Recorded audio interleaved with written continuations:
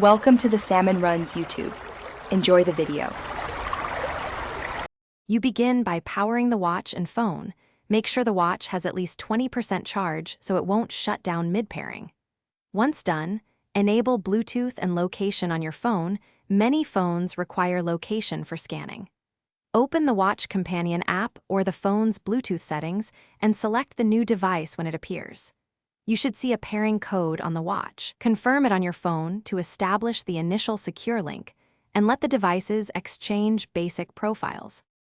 You now configure the watch for daily use. Grant the companion app permissions for notifications, contacts, and locations so alerts and data flow correctly. Next, choose a watch face and set notification filters. Make sure to toggle important app alerts on and silence low-priority ones. Once settings are selected, initiate firmware updates and a full sync.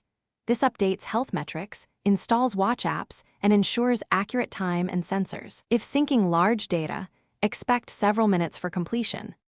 You finish by verifying core functions.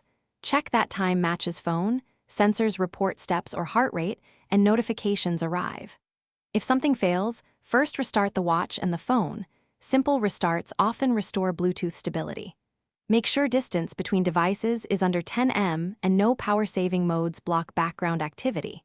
If pairing repeatedly fails after retries, unpair, remove device from phone Bluetooth list, and perform a factory reset on the watch as a last resort to clear corrupted settings. Thanks for watching. Consider subscribing if we helped you.